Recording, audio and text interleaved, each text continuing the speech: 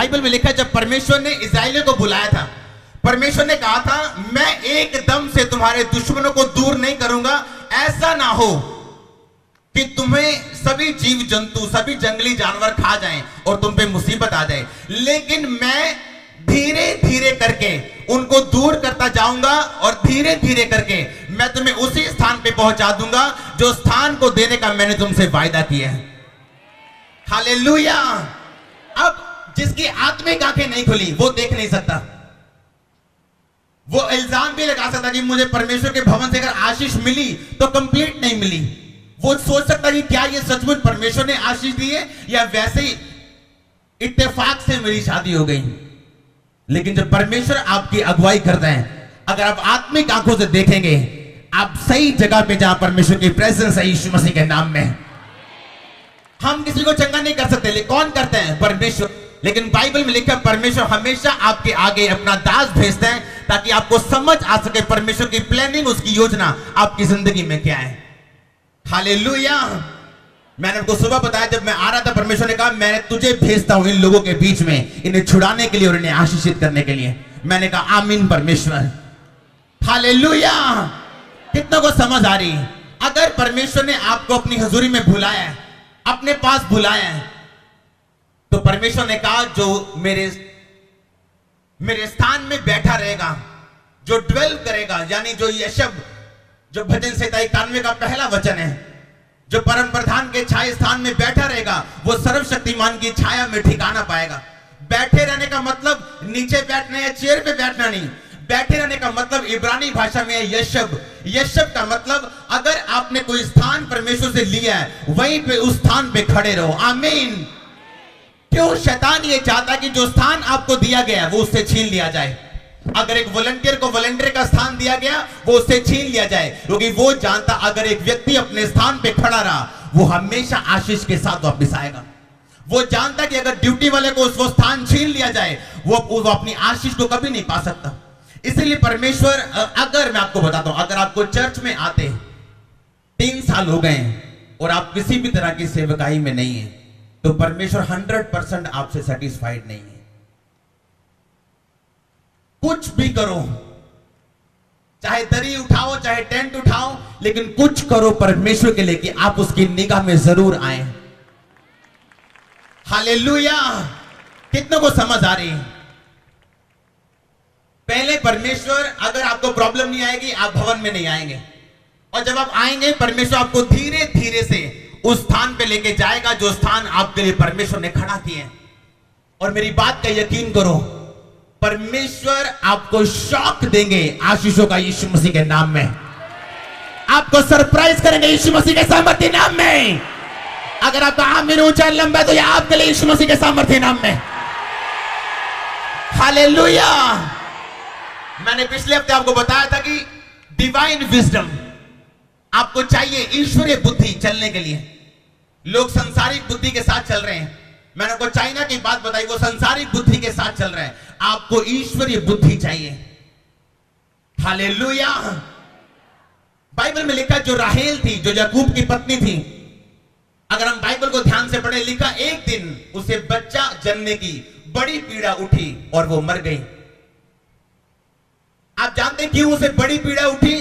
क्योंकि बाइबल के मुताबिक राहेल एक झूठ बोलने वाली, एक मूर्ति पूजा करने वाली औरत थी। चाहे याकूब उससे प्यार करता था, लेकिन बाइबल के मुताबिक वो एक झूठ बोलने वाली औरत थी। अपने पिता के घर से मूर्तियां चुरा के लेके आई, काठी पे रख दिया, ऊपर बैठ गई ऊंट के, और जब पिता ने कहा तू चुरा के लेके आई, कहते नहीं नहीं नहीं नहीं, हम नहीं चुरा के लेके आए, और वो कुछ नहीं बोली। अगर आप बेईमान हैं, आपको हार्ड लेबर, बड़ी पीड़ा हमेशा उठेगी ही उठेगी। वचन को खोलेंगे सब जन। उत्पत्ति 35 उसकी 16 आयत से पढ़ेंगे।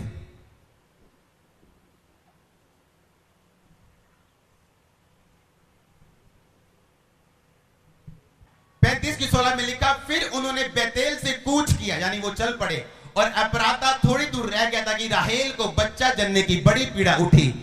और जब उसको बड़ी बड़ी पीड़ती थी तब धाय ने कहा, मत डर, अब की बार भी तेरे बेटा होगा। और ऐसा हुआ कि वह मर गई। सब कहें आमीन। एक झूठे को हमेशा बड़ी पीड़ा सहनी पड़ेगी। एक बात को ध्यान से समझो सब जन, अगर आप बेईमान नहीं हैं, अगर आप झूठ नहीं बोलते हैं, आपको याद रखने की कुछ भी जरूरत नहीं है। कितने मेरी बात को समझ रहे हैं? एक झूठे को हमेशा याद रखना पड़ता है कि पिछली बार मैंने इससे क्या कहा था, कल को मैंने इससे क्या कहा था, परसों को मैंने इससे क्या कहा था। एक झूठा व्यक्ति खुद ब खुद एक्स्ट्रा मेहनत करता है और कम फल पाता है। कितनों को समझ आ रही है? लेकिन बाइबल में लिखा वो इसलिए बड़ी पीड़ा उसकी जिंदगी में उठी क्योंकि वो एक झूठ बोलने वाली स्त्री थी। डिसऑनेस्ट व्यक्ति ज्यादा मेहनत करते हैं, लेकिन एक सच्चा व्यक्ति, उसे कुछ भी छुपाने की जरूरत नहीं, वो हर बार सच बोलता है। उसे ज्यादा मेहनत करने की, बड़ी पीड़ा लेने की जरूरत नहीं, क्योंकि वो जानता कि पिछली बार उसने क्या कहा था। आपको डिवाइन ईश्वरीय बुद्धि की जरूरत है। सब कहें आमीन। जेंट्स, मर्द बंदा घर को नहीं बनाता, औरत घर को बनाती है। हालेलुया। आपने देखना कि आप किस तरह की औरत हैं। आप राहेल के जैसे हैं या नीति वचन जो 31 में लिखा है, भली पत्नी, क्या आप उसके जैसे हैं? इस धरती के ऊपर, आसमान के नीचे अपने आप कुछ भी नहीं होता। जब राहेल ने झूठ बोला था और परमेश्वर के वचनों पे नहीं चली, तब उसे यह नहीं पता था कि आने वाले दिनों में जो मैं बोल रही हूं, मुझे वही कुछ काटना पड़ेगा। आज विश्वासी आसमान की ओर देख रहा है परमेश्वर कुछ करे, और आसमान से परमेश्वर विश्वासियों की ओर देख रहा है कि मेरा विश्वासी आज कुछ करे। हालेलुया। आपने देखना है कि आप कौन सी औरत या कौन सा व्यक्ति या कौन सा मर्द बनना चाहते हैं। क्या आप वो बनना चाहते हैं जो वचन पे विश्वास रखता है, अपनी बुद्धि पे नहीं, या आप वो बनना चाहते हैं जो परमेश्वर को गाड़ी में तो बिठाता है लेकिन उसे स्टीयरिंग नहीं देता, उसे स्टीयरिंग पकड़ाता नहीं, उसे ड्राइविंग सीट पे नहीं बिठाता और खुद ड्राइविंग करके परमेश्वर को बताता है कि परमेश्वर मैं बताता हूं तुझे कहां चलना चाहिए और तुझे कहां मेरे साथ जाना चाहिए। हालेलुया। नीति वचन 31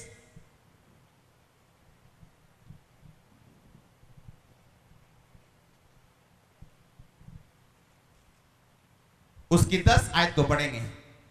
लिखा, भली पत्नी कौन पा सकता है, क्योंकि उसका मूल्य मूंगों से भी बहुत अधिक है और उसके पति के मन में उसके प्रति विश्वास है। 13 आयत में लिखा, वह ऊन और सन ढूंढ ढूंढ कर अपने हाथों से प्रसन्नता के साथ काम करते हैं। वह व्यापार के जहाजों के समान अपनी भोजन वस्तुएं दूर से मंगवाती हैं। 15 आयत में लिखा, वो रात को ही उठ बैठती हैं और अपने घर को भोजन खिलाते हैं और अपनी दासियों को अलग अलग काम देती है। बाइबल में लिखा है, एक भली औरत आलसी नहीं है। कितनों को समझ आ रही है?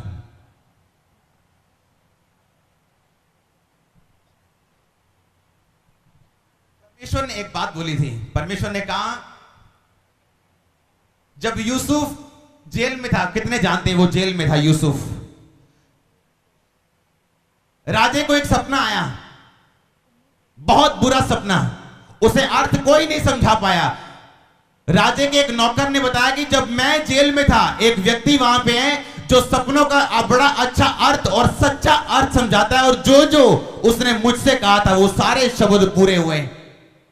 बाइबल में लिखा, परमेश्वर ने राजे के दिल में डाल दिया कि वो यूसुफ को बुलाए, और जब यूसुफ को बुलाया, राजे ने अपना मन बताया। यूसुफ ने कहा कि मैं तुझे दर्शन का अर्थ बताता हूं। 7 साल बहुत अन्न होगा, अगले 7 साल अकाल पड़ जाएगा। राजा ने दर्शन देखा कि 7 गाय बड़ी क्रूप से निकली और 7 मोटी मोटी अच्छी गायों को खा गई। उसने अर्थ बताया। जब आप बाइबल को ध्यान से पढ़ेंगे, पूरे अर्थ को, पूरी बाइबल को, उसने कहा कि राजा 7 साल बहुत अन्न होगा और 7 साल अकाल पड़ेगा। अगर यूसुफ अपनी ईश्वरीय बुद्धि के साथ ना चलता तो वो राजा, उसकी प्रजा भूखे मरते। कितनों को मेरी बात समझ आ रही है? आपको अपने बिजनेस के लिए पैसे की जरूरत नहीं है, मेरी बात को ध्यान से समझो। पैसा सेकंड है, पहले आपको ईश्वरीय बुद्धि की जरूरत है। आमीन। आपको अपने घर चलाने के लिए पहले ईश्वरीय बुद्धि की जरूरत है। आपका घर और आपका बिजनेस बराबर अच्छी रीति के साथ चलेंगे।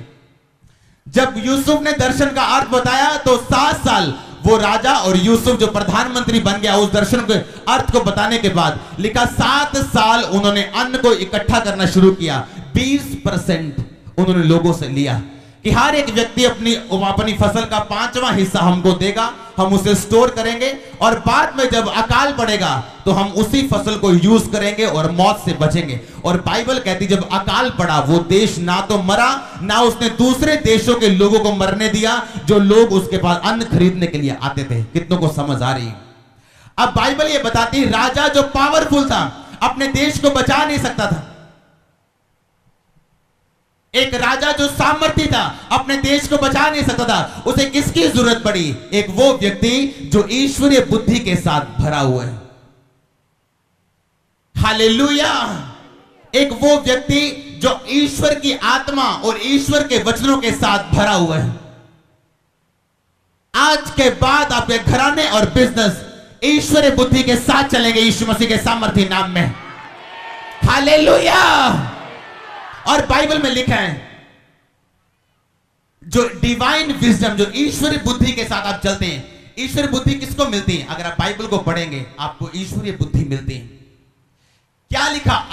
असली औरत क्या करती है? लिखा वो रात को उठ बैठती है और क्या करती है?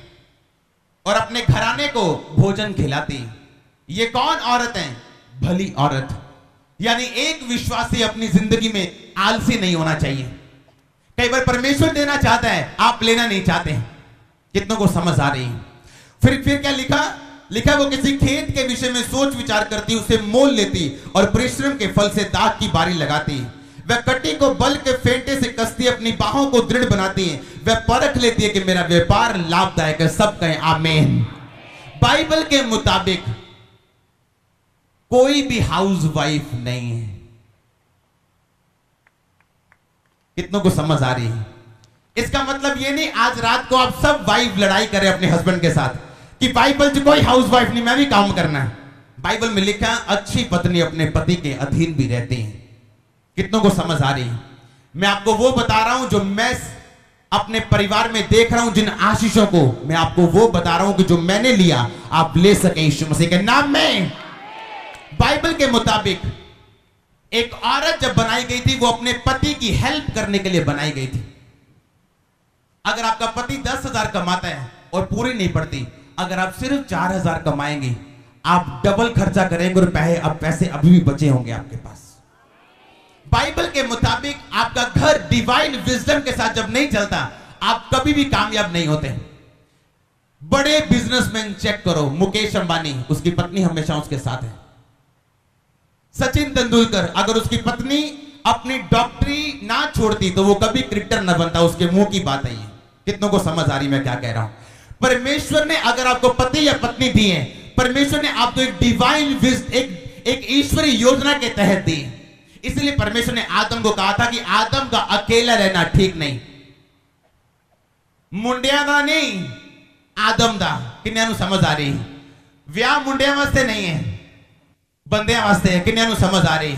जेड़े वेले उन्होंने वास्ते नहीं है। आदम वेला नहीं सीगा। बाइबल में लिखा आदम परमेश्वर ने कम्मा सीगा, काम करता सी, दाग की बारी च सब बिजी सीगा। और परमेश्वर ने क्या एक अल्लाह रहना ठीक नहीं, मैनू हेल्पर दूंगा, औरत जड़ा इहदे नाल रह के दी हेल्प करेगा। किन्या समझ आ रही? जिस घर दे विच जिस घर में पति और पत्नी एक मन नहीं है, आशीषें आधी रह जाएंगी। मैं नहीं कहता नहीं होंगी, आधी रह जाएंगी। कितनों को समझ आ रही है आज परमेश्वर के वचन? अगर आप बाइबल को ध्यान से फिर से पढ़ें, लिखा वो परख लेती मेरा व्यापार लाभदायक है, वो रात को उसका दिया नहीं बुझता। सब कहे आमीन। एक भली औरत रात को उठ के प्रार्थना करने वाली औरत होगी। लिखा रात को उसका दिया नहीं बुझता, यानी क्या?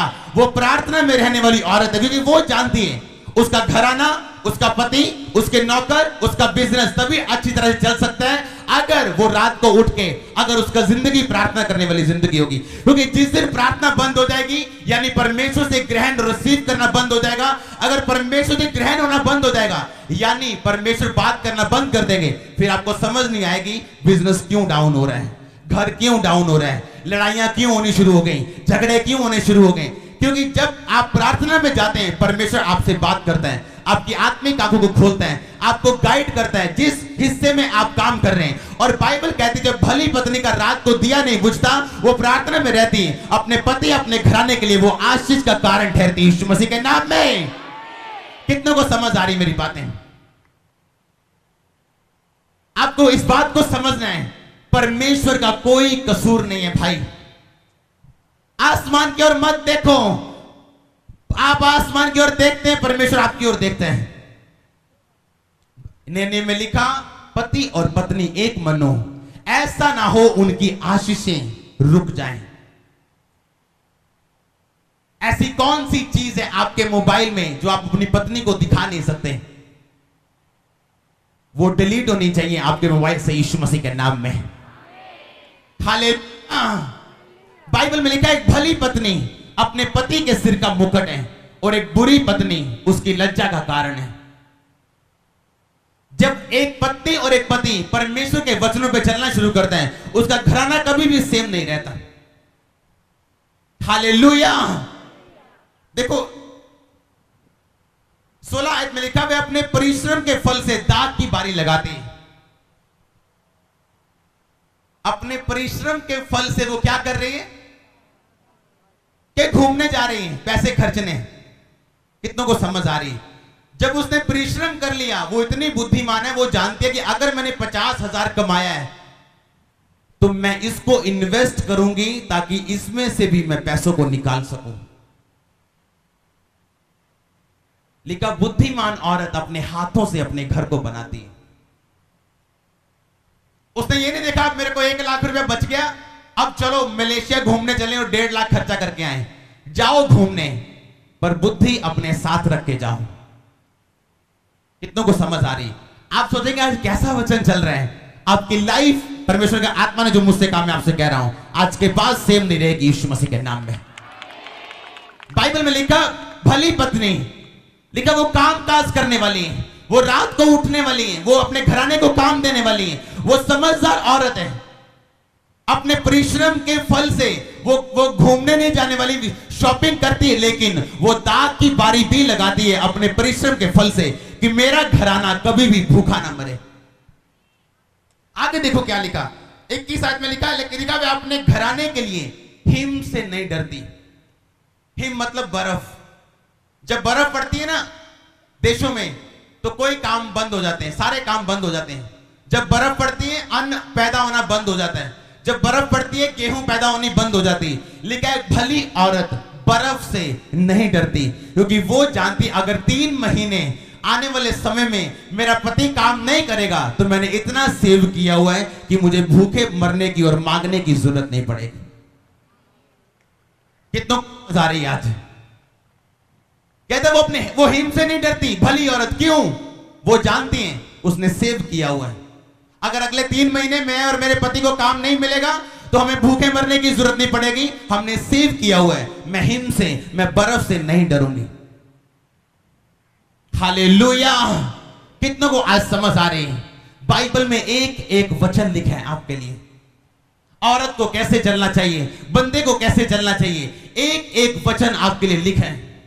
और जब आप नहीं चलते, आप खुद सफर करते हैं, आपका पड़ोसी नहीं। आप खुद उसका दंड भोगते हैं, आपका पड़ोसी नहीं। आप खुद थोड़े में जीते हैं, आपका पड़ोसी नहीं। आप खुद, जब आप खुद परमेश्वर के वचनों पे नहीं चलते। कितनों को समझ आ रही है परमेश्वर का वचन? लिखा उसके घर के सब लोग लाल कपड़े पहनते हैं। अगर आप इसको पूरा पढ़ेंगे, नीति वचन 31 उसके 10 से लेके एंड तक, आप समझ जाएंगे कि आपको चाहे घर चलाना हो, चाहे बिजनेस चलाना हो, चाहे कलीसिया चलानी हो, कुछ भी चलाना हो, आपको आत्मिक बुद्धि की जरूरत है कि बाइबल आपके विषय में क्या कहती है। सब कहें आमीन। अगर यूसुफ ये ना जानता कि अगले 7 साल अकाल के हैं, जमा ना करता, अगर जमा ना करता तो भूखा मर जाता, वो भी मर जाता, उसके भाई मर जाते, उसका पिता मर जाता। आज आपको क्या जरूरत है? सबसे बड़ी ईश्वरीय बुद्धि। हालेलुया। अगर आज दुखी है तो वो परमेश्वर की वजह से नहीं, उसे नॉलेज नहीं है बाइबल में क्या लिखा हुआ है। अगर एक पत्नी पति के सामने भी सही कोई बात पेश करनी तो वो लड़के नहीं बल्कि प्यार से और अधीनगी से करें, ताकि आपके घर में एक मन के साथ आप चल सकें और वो चीजें कैप्चर कर सकें, ले सकें जिसके लिए परमेश्वर ने आपको अपने पास बुलाया। हालेलुया। इसहाक को जब रिबका मिली, वो जानता था कि ये औरत मेरे लिए। आप अपने काइंड, अपने जैसे को ही अपनी तरफ लेके आते हैं परमेश्वर से। अगर आप आज झूठ बोल रहे हैं और बेईमानी कर रहे हैं, अच्छी पत्नी पाने की आस कभी मत रखना। अगर आज आप पवित्रताई में नहीं हैं, अच्छा पति पाने की आस कभी मत रखना। जो आज आप बो रहे हैं वो कल आप काटेंगे।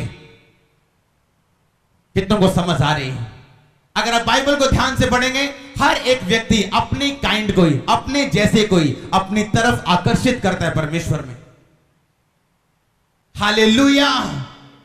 कपटी को कपटी, चुगली को चुगली, जीरो को जीरो और हीरो को हीरो।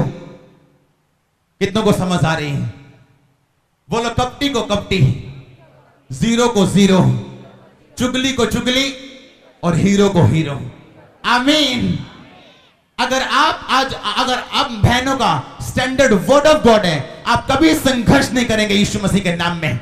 अगर आप भाइयों का स्टैंडर्ड वर्ड ऑफ गॉड है, अगर आप वचन पे चलने के लिए तैयार है, कोई मायने नहीं करता प्राइस क्या है, मूल्य क्या है, रोना कितना पड़ेगा। अगर आपका स्टैंडर्ड वर्ड ऑफ गॉड है, आपकी जिंदगी यहीं पे स्वर्ग होगी यीशु मसीह के नाम में। हालेलुया।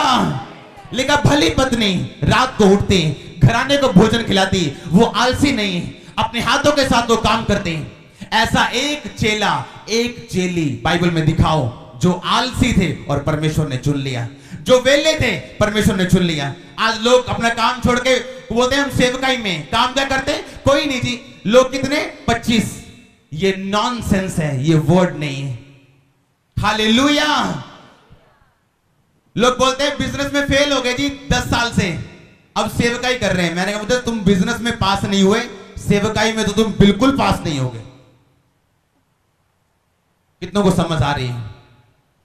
अगर आप जो परमेश्वर ने आपको पहले दिया, एक स्टूडेंट है, मान लो एक स्टूडेंट है, ये स्टूडेंट है, ये पढ़ने वाली एक बहन है। अगर ये पढ़ाई में सफल नहीं है तो मुझे कैसे पता जो एक अविश्वासी है या एक विश्वासी है कि इसके साथ परमेश्वर है या नहीं। आज अगर ये बच्ची है, पढ़ रही है, पढ़ाई में फेल है, तो कल को परमेश्वर में कैसे सक्सेसफुल होगी? कितनों को समझ आ रही है? एक छोटा बच्चा जब 8 साल 10 साल के ऊपर जाता है, वो परमेश्वर की सारी बातों को समझ सकता है। आज के बच्चे छोटे नहीं। अगर वो आज पढ़ाई में पास है और परमेश्वर यीशु मसीह के वचन को प्रथम स्थान दे रहे हैं, कल को वो बिजनेस में जाएगा, वो पास होगा, वो सेवकाई में जाएगा, वो पास। पतरस जितने भी बिजनेसमैन थे, फ्री नहीं थे कोई भी। परमेश्वर में वो एक बहुत ही बिजी इंसान थे और परमेश्वर ने उनको चुना। मत्ती कौन था? हाँ? टैक्स कलेक्टर, वो गरीब नहीं था। कौन था मत्ती? चुंगी लेने वाला, गरीब नहीं था वो एक बहुत ऊंचे पद पे था और परमेश्वर ने कहा मत्ती मेरे पीछे आ जा, और मत्ती सब कुछ छोड़ के परमेश्वर के चला गया पीछे। लूका कौन था? लूका? डॉक्टर। लूका डॉक्टर था, वो डॉक्टर ल्यूक था।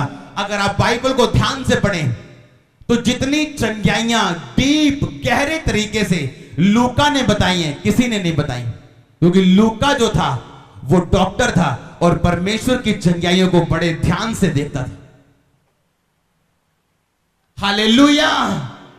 अब परमेश्वर में रहने का मतलब ये नहीं आपकी स्टडी फेल हो जाए और आप बोले मैं सेवकाई में जा रहा हूं, आपका बिजनेस फेल हो जाए और आप बोले मैं सेवकाई में जा रहा हूं, आप घर छोड़ दो, आपकी फैमिली मरती रहे और आप बोले मैं सेवा कर रहा हूं। ये कौन सी सेवा है जो आप परमेश्वर की निंदा करने के लिए कर रहे हैं? उसको ऊंचा करने के लिए नहीं। हालेलुया। बोलो मुझे ईश्वरीय बुद्धि की जरूरत है। आमीन। अगर एक औरत नीति वचन 31 पढ़ ले, सारी जिंदगी कामयाब रहेगी। कि एक भली औरत ना तो आलसी है, ना तो प्रार्थना रहित है, वो समझदार है, रात को उठती है, प्रार्थना करती, घराने को भोजन खिलाती, उसे पता है किस नौकर को क्या काम देना है, किस व्यक्ति को क्या काम देना है, अपनी इन्वेस्टमेंट को वेस्ट नहीं करती, उसके आगे वो उसको इन्वेस्टमेंट को इन्वेस्ट कर रही। हालेलुया।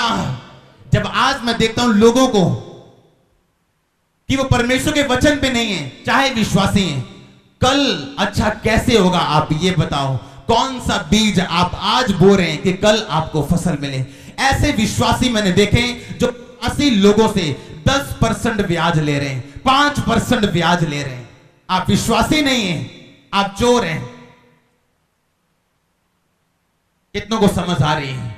अगर आप आज वचन पे नहीं हैं, कल को जब आप हाथ उठाएंगे, हाय प्रभु कैंसर, प्रभु देखेगा नहीं। उसने पहले से आपको बता दिया है बाइबल में आपने क्या करना है और क्या नहीं करना। हालेलुया। आपको स्टैंडर्ड बनाना है, वर्ड ऑफ गॉड। आपको इधर नहीं मुड़ना, इधर नहीं मुड़ना, आपको फोकस रखना है परमेश्वर में। हालेलुया। अगर एक व्यक्ति बाइबल पढ़े, आज एक बहन बाइबल पढ़ना शुरू करे, एक भाई बाइबल पढ़ने और पढ़े, ऐसा नहीं जैसा आप बाकी पुस्तकें पढ़ते आ रहे हैं। जब हम हिंदू सीखते और सब पुस्तकें पढ़ते थे कि आधा घंटा पढ़ लीजिए, 10 पेज पढ़ लिए जी, 5 पेज में डेली पढ़ता जी। अरे क्या पढ़ा, निकाला क्या उसमें, खोजा क्या आपने, क्या बात आपने बाइबल से सीखी आज। हालेलुया। लिखा भली पत्नी कौन पा सकता है, उसका मूल्य मूंगों से अधिक है। अच्छी पत्नी मिले तो स्वर्ग, नहीं तो। हालेलुया। कितनों को समझ आ रही? और आप बाइबल में देखेंगे, जब आप इस बात को समझ जाएंगे कि बंदे की उसकी ड्यूटी क्या है, औरत की ड्यूटी क्या है, आप स्वर्ग की ओर देख के भिखारी बनना छोड़ देंगे परमेश्वर के सामने। आप समझ जाएंगे आप राजाओं के राजा हैं। आप समझ जाएंगे परमेश्वर ने ऑलरेडी बाइबल के वचन के जरिए आपको आशीषित किया हुआ है। आपने इसको खोलना है, इसको पढ़ना है, इसको समझना है, यीशु मसीह के नाम में। हालेलुया। आज इंसान इसलिए सफर नहीं कर रहा कि शैतान उसे मुश्किल दे रहा और वो प्रॉब्लम में। सफर करने का मतलब दुख भोगना। वो इसलिए दुख भोग रहा है क्योंकि उसे बाइबल के वचनों की नॉलेज नहीं। इस दुनिया के सबसे अमीर इंसानों को देखो, बड़े बड़े सेवकों को देखो, उनकी पत्नियां उनके साथ खड़ी रही। मेरी पत्नी के लिए परमेश्वर का धन्यवाद करो सब। आमीन। कुछ पिलर नजर नहीं आते पहले, लेकिन आपकी सपोर्ट का कारण होते हैं। आमीन। और जल्दी ये भी पुलपिट पे होगी आपके सामने। हालेलुया। कितनों को समझ आ रही आज? अगर एक पत्नी समझ जाए उसका रोल क्या है, एक भाई समझ जाए, पति समझ जाए उसका रोल क्या है, आप दुख लेना आप बंद हो जाएगा आपकी जिंदगी में। आप समझ जाएंगे। लिखा वो औरत रात को उठती है, आलसी नहीं है, प्रार्थना वाली है, उसे पता है अपने घराने को भोजन खिलाते हैं। दूसरे का लाल मुंह देख के अपना मुंह थप्पड़ मार के लाल मत करो। हालेलुया।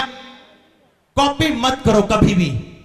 जिस बात के लिए परमेश्वर ने इस बहन को बुलाया है, इस बहन को उस बात के लिए नहीं बुलाया। जिस बात के लिए इसको बुलाया है, अगली बहन को उसके लिए नहीं बुलाया। जिसके लिए इस भाई को बुलाया है, उस अगले भाई को उस बात के लिए नहीं बुलाया परमेश्वर ने।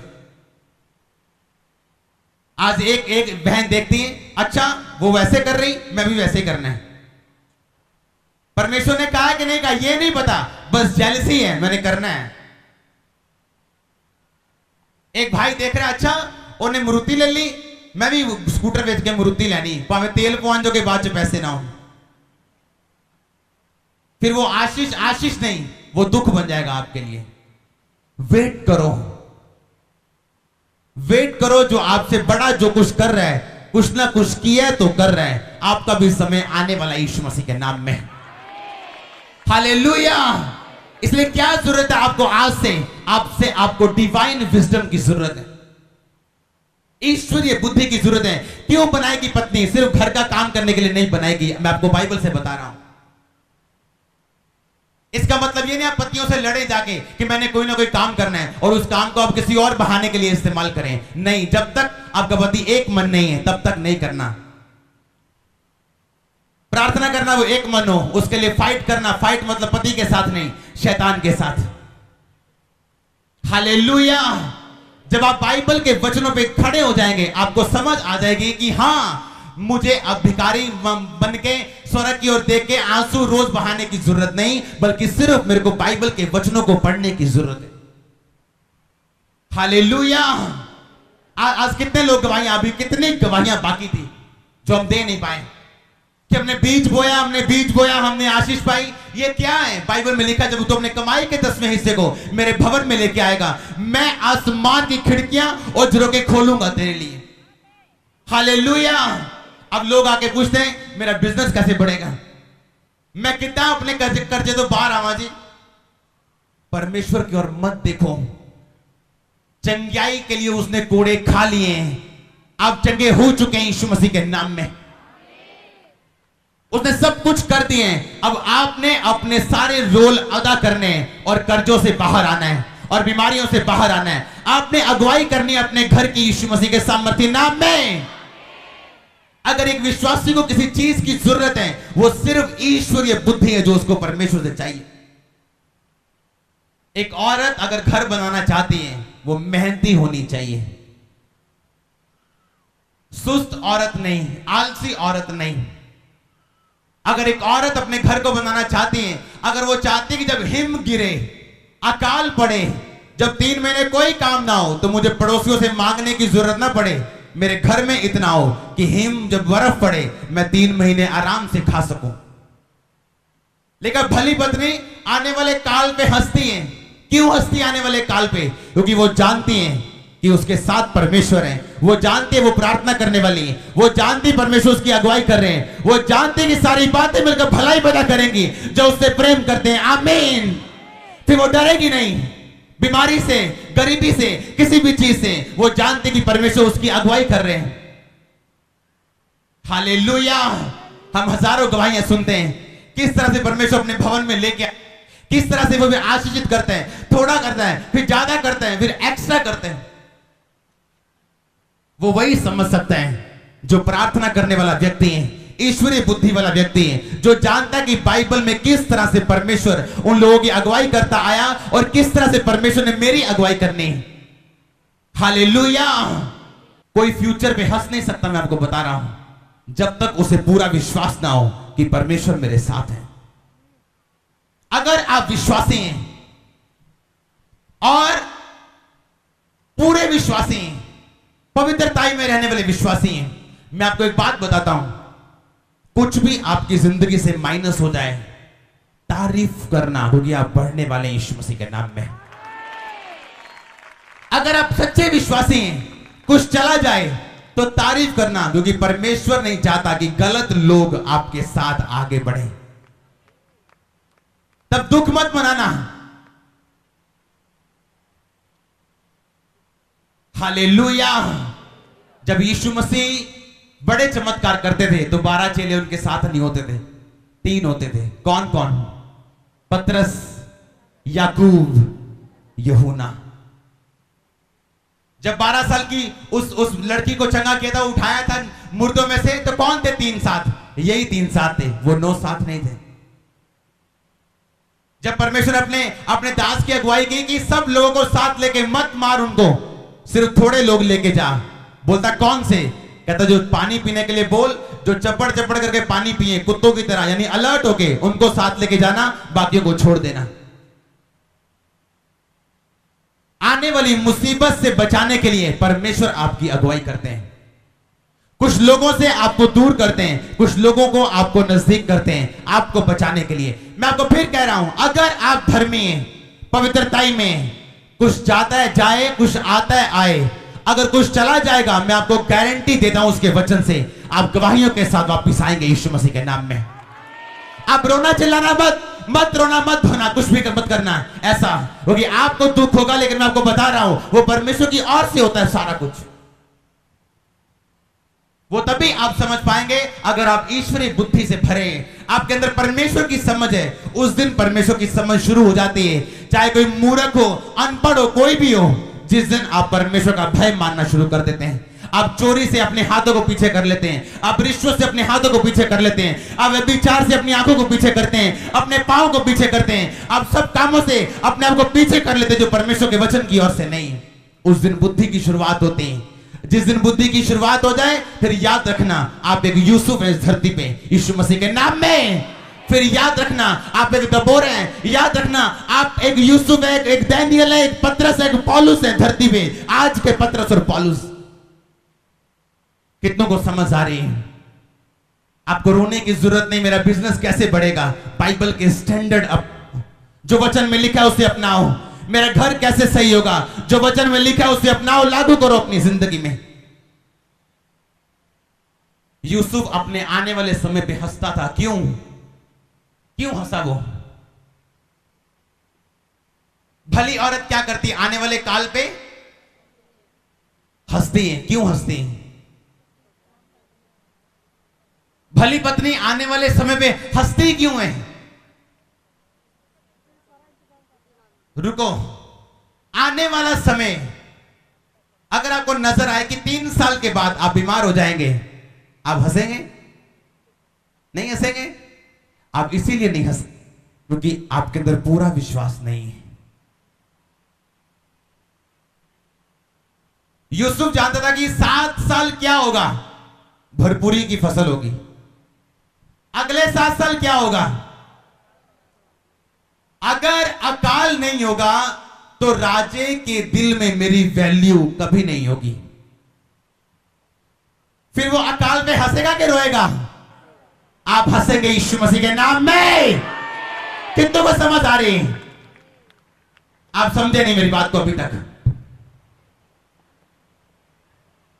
यूसुफ ने कहा अकाल बढ़ेगा। अब अकाल अच्छी बात है कि बुरी बात है? भाई बीमारी छोटी बात है। बीमारी से 1 मरा, 2 मरे, 6 मरे। अकाल मतलब दुनिया खत्म, देश खत्म, राज्य खत्म। अब यूसुफ ने कहा मैं आने वाले काल पे हंसूंगा। क्यों?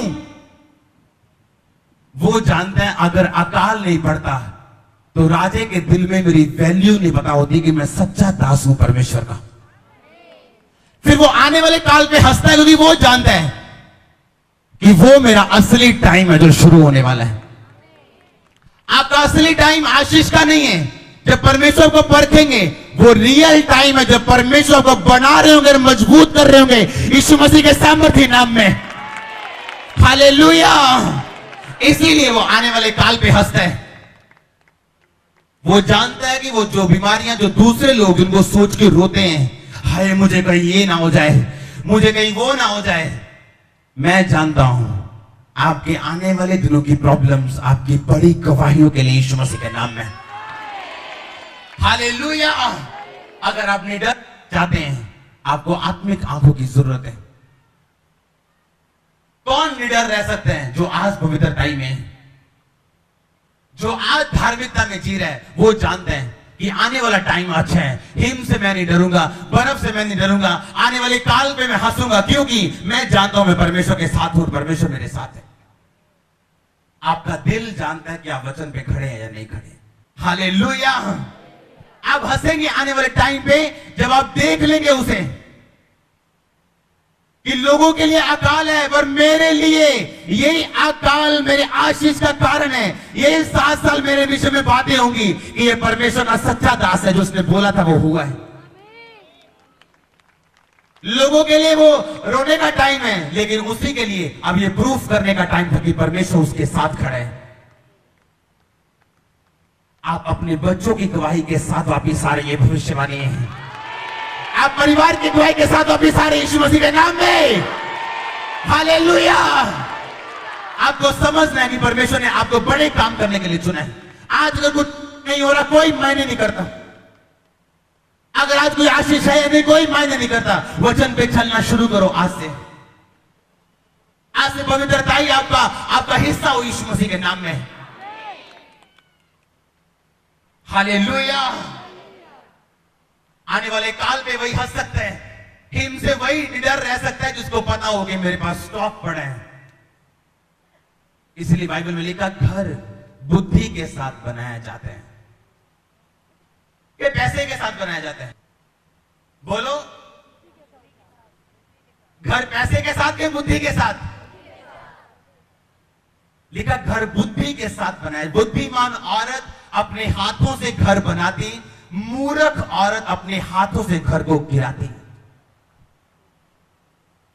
दबोरा का पति कौन था? छोटा आदमी। क्या उसने परमेश्वर को छोड़ दिया? फिर दबोरा ने बहाना बना लिया कि मेरा कार भला चंगा नहीं, मैं सेवा कितना करा। लिखा भली औरत का रात को दिया नहीं बुझता। वो जानती है अगर उसे पति बदलना है, घर बदलना है, बिजनेस बदलना है, तो रात को उठ के प्रार्थना करनी पड़ेगी घुटनों पे। हालेलुया। आज से आप चलेंगे आत्मा की अगुवाई से यीशु मसीह के नाम में।